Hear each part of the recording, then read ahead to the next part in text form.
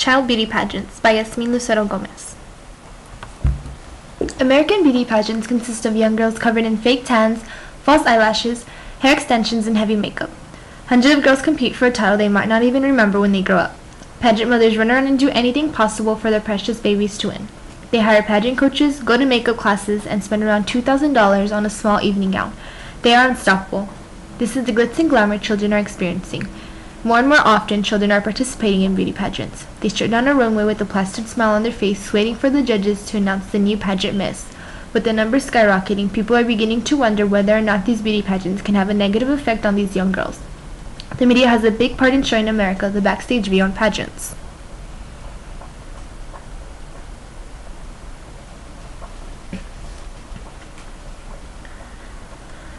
Child beauty pageants began in the 1960s. Some people argue that hiding the adolescent faces of these girls under pounds of makeup is just telling these children that being themselves isn't good enough. You have to look a certain way, talk a certain way, and act a certain way.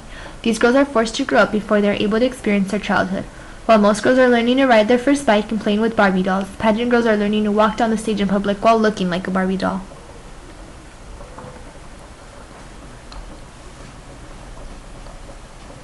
Self-esteem seems to be the biggest controversy in beauty pageants. Most mothers argue over the fact that beauty pageants can build self-confidence. Some believe many of these girls are too young to deal with competition. There are also those who believe they are mature enough to understand the difference between winning and losing. Imagine a 5-year-old girl realizing someone else won because she is prettier. After all, they are the beauty pageants.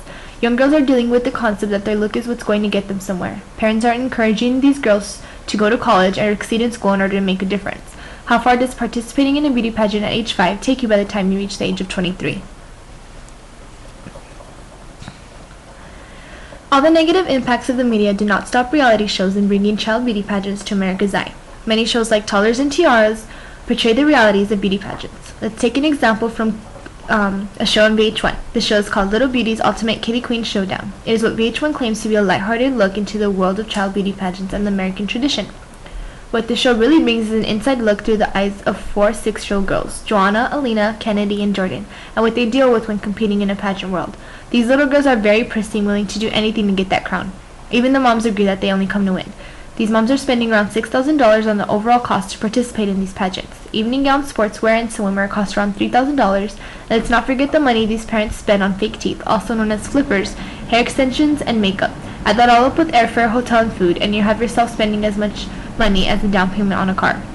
Seeing a mother spray tan a toddler is a bit surprising, yet the crazy part is these parents seem to enjoy it more than the kids. Beauty pageants only promote the idea that beauty is the most important characteristic in the girl. You're only winning these pageants on looks. The invisible message, you are not good enough as you are, the body is experienced as wrong, possible effects, body shame, and perfectionism.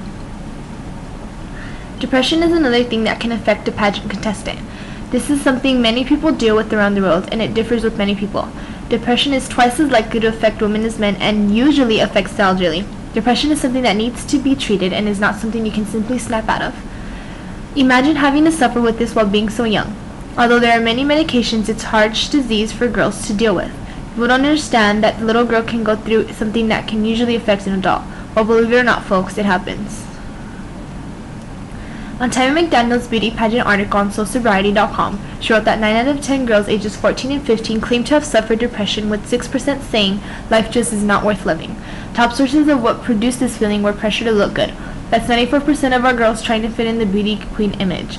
These little girls are going to grow up without ever experiencing a true childhood. They're too focused on being primed and pretty instead of playing at the park with their other kids their age. They can't even encounter trouble with friends or siblings, especially if a child flaunts their title. Don't you believe it's too early on to deal with things that can hurt you in such a way? There's pressure everywhere on these young girls to be more beautiful and thinner. In society, they have many cases of depression and eating disorders. For example, Miss America 2008 is a recovering anorexic. 1 out of every 100 females ages 10 to 20 are starving themselves. There's a huge possibility that a female you know from school can be secretly suffering from this disease. In Sherry Graydon's book, In Your Face, she writes how the ideal image of femininity that is seen on TV, beauty pageants, and magazines has become physically smaller. When real women and girls today compare themselves to the female sitcom stars, beauty contestants, or models, they're looking at bodies that aren't remotely representative of the average population.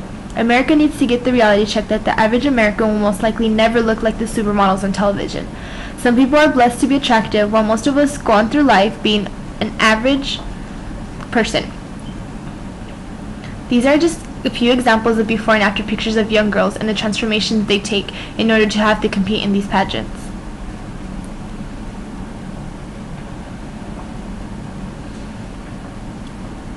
Pageants, as you see, can be very controversial.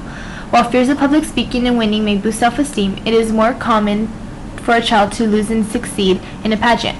America should start promoting better role models for these young girls. It would be a good idea to remove the supermodels from the media and include an average American that can set a good example.